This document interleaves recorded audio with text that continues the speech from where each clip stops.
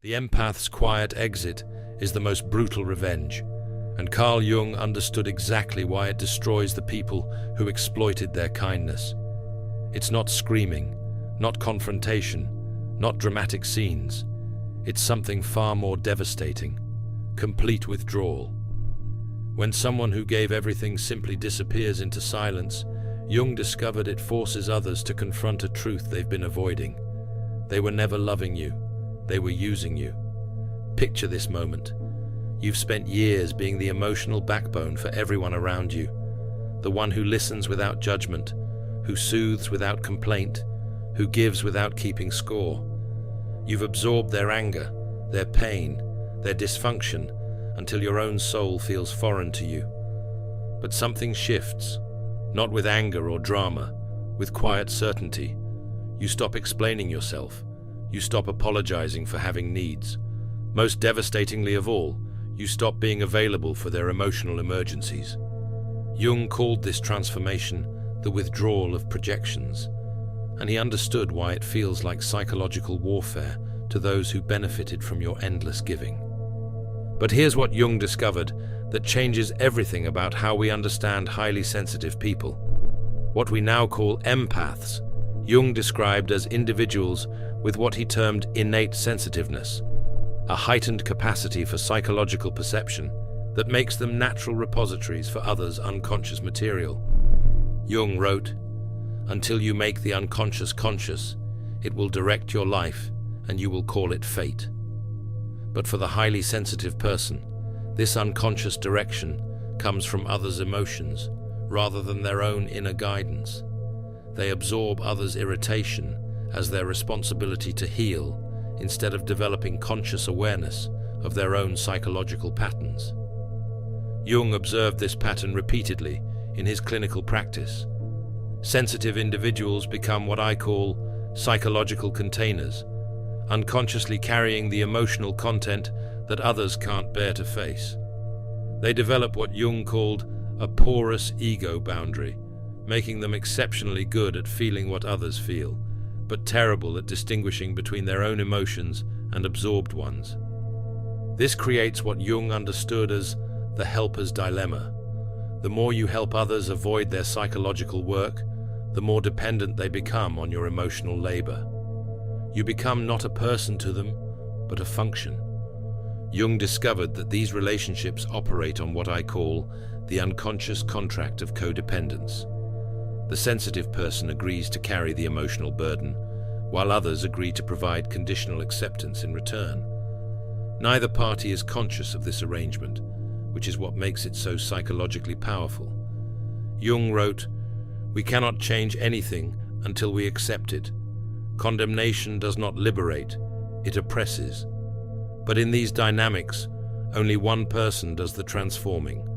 The sensitive one adapts, accommodates, and absorbs, while others remain psychologically static." This is why Jung emphasized that true individuation, becoming who you authentically are, requires what he called the courage to be displeasing. For highly sensitive people, this courage feels like betrayal, because their entire identity has been built around being helpful, understanding, and emotionally available. Jung identified specific psychological stages that occur when sensitive individuals begin to reclaim their psychological autonomy. What I call the 5 stages of empathic individuation, and understanding these stages explains why the quiet exit is so devastatingly effective. The first stage Jung observed is what I call the moment of psychological clarity. It's not usually dramatic. It's often triggered by a small incident that suddenly illuminates the entire dynamic. You realize that your presence has been reduced to a function rather than valued as a person. Jung wrote, "The world will ask you who you are, and if you don't know, the world will tell you." This awakening for sensitive individuals is often painful because it reveals how much of themselves they've sacrificed for others' comfort. You begin to see that your kindness has been interpreted as weakness, your empathy as availability, your silence as consent. Most shocking of all, you realize that many people in your life don't actually know who you are beneath your function as their emotional support system. Jung called this recognition the first step towards psychological independence. It's the moment when you stop making excuses for others' behavior and start questioning why you've accepted so little in return for giving so much. Comment if you've had that moment of sudden clarity about a relationship. I finally saw the truth. This recognition phase often involves what Jung termed shadow integration, accepting that you've participated in your own exploitation by not setting appropriate boundaries. This isn't self-blame, but self-awareness that empowers change.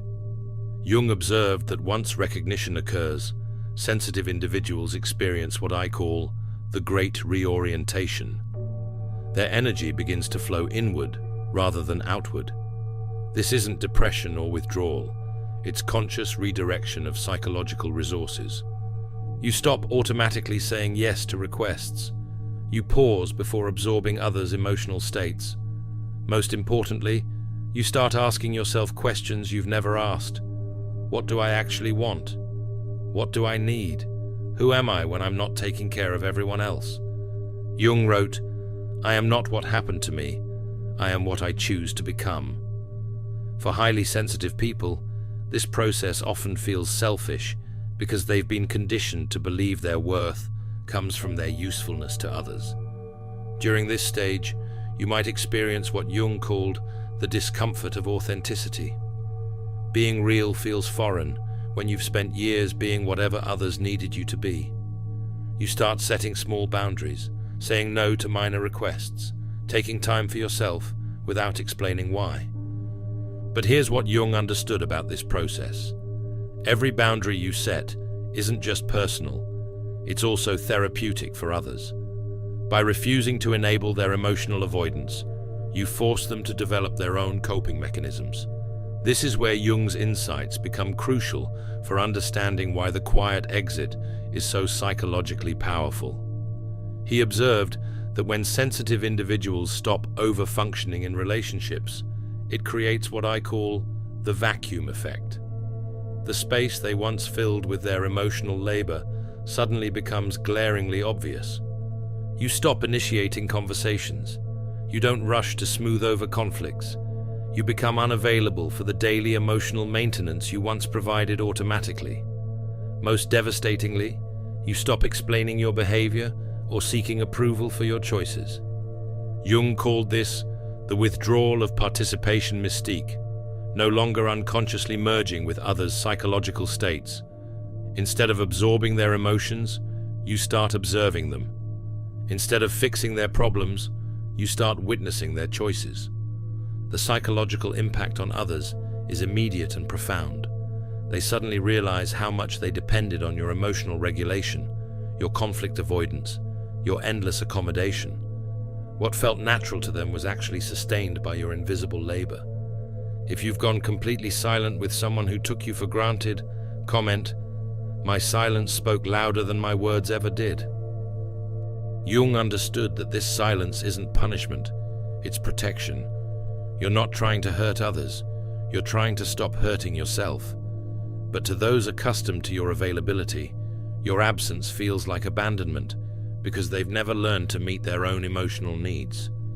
Jung observed that when sensitive individuals withdraw their emotional support, it forces others into what I call psychological accountability. They must confront the fact that their relationship was built on exploitation rather than genuine connection. This stage is where the brutality of the quiet exit becomes apparent. Without your emotional cushioning, others face the full impact of their own behavior. They experience the consequences of taking without giving, of demanding without appreciating, of using without valuing. Some will respond with anger, accusing you of being cold, selfish, or changed. Jung would say this anger is actually projection of their own shadow. They're seeing in you the selfishness they can't acknowledge in themselves. Others might attempt what I call hoovering, suddenly showering you with attention, promises to change, or expressions of appreciation they never offered before. Jung warned about this manipulation. Where love reigns, there is no will to power, and where the will to power is paramount, love is lacking. The sudden attention is about regaining control, not expressing genuine appreciation.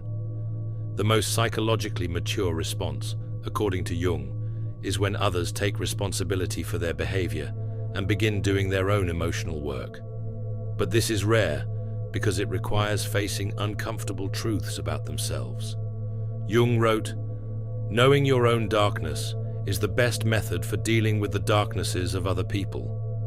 Your quiet exit irritates them because it mirrors their own capacity for withdrawal and self-protection, qualities they've projected onto you as negative while relying on your opposite qualities." The final stage Jung identified is what I call the birth of psychological sovereignty. You've not only withdrawn from unhealthy dynamics, but have begun building a life based on your authentic self rather than others' expectations. You develop what Jung called conscious empathy, the ability to feel with others without losing yourself in their experience. You can be compassionate without being compulsive about helping. You can be sensitive without being a receptacle for others' unconscious material. Most importantly, you learn to trust your own psychological instincts.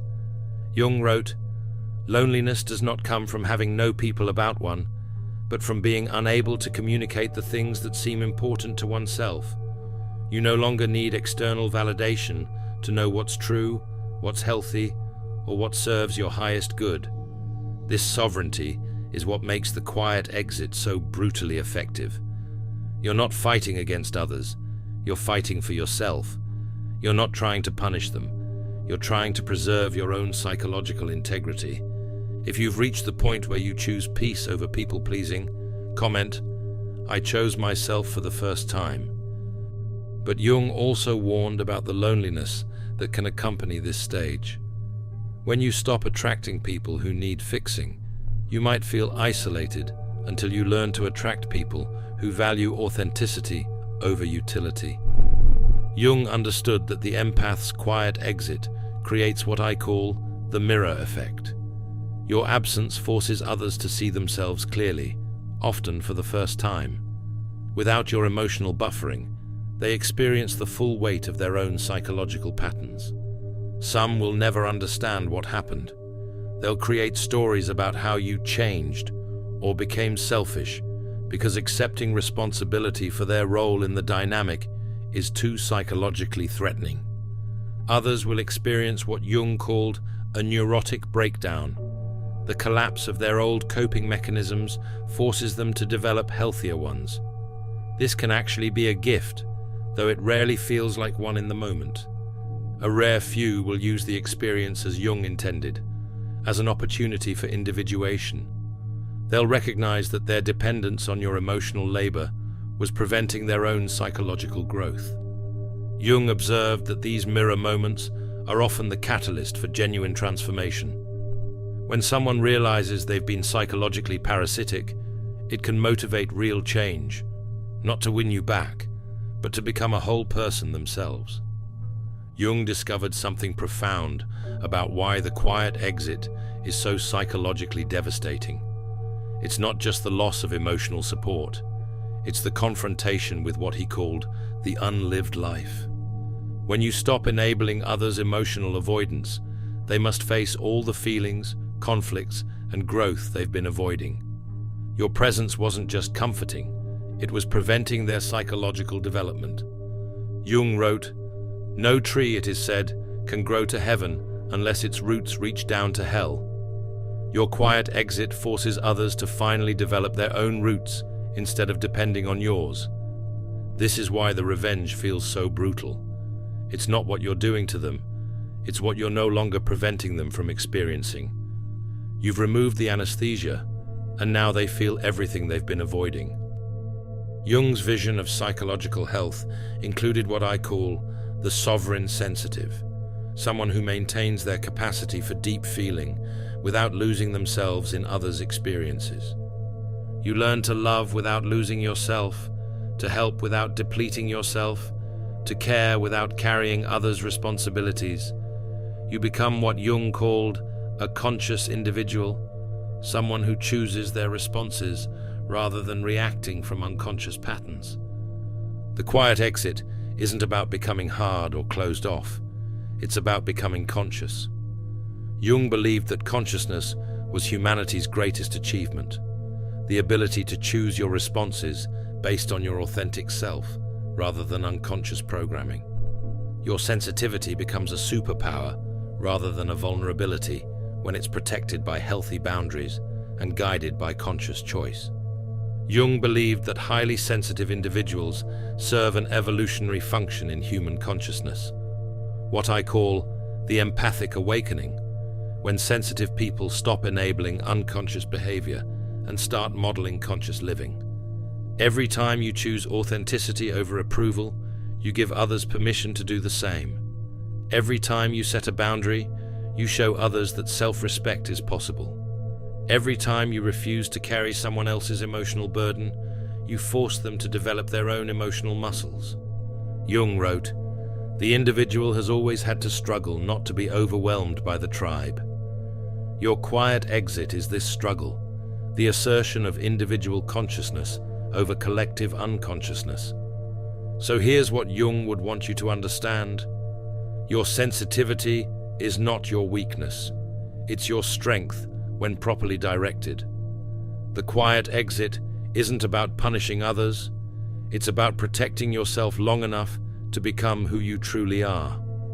The people who deserve to be in your life will respect your boundaries, appreciate your depth, and meet you with reciprocal authenticity. Those who don't will reveal themselves through their response to your newfound sovereignty. Jung's individuation process isn't comfortable, but it's necessary. You cannot become whole while fragments of yourself are scattered among people who don't value what they've been given. The empath's quiet exit is the most brutal revenge because it's not revenge at all, it's revelation.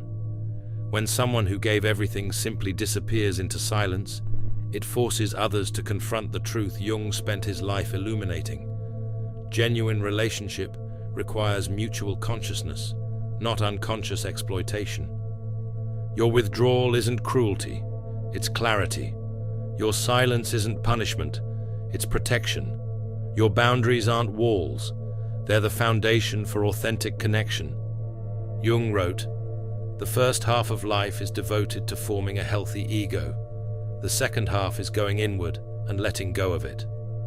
Your quiet exit clears the path for these authentic connections to emerge. If you want to explore more about how sensitive individuals can navigate a world that often misunderstands their nature, check out my video on 8 Signs You're Not Meant for This World, where I dive deeper into Jung's insights about those who experience reality differently from the masses. Your sensitivity was never meant to be a service to unconscious people. It was meant to be a bridge to conscious living, for yourself first, and then for others ready to cross it. Thanks for walking this path of understanding with me. See you in the next dimension of consciousness.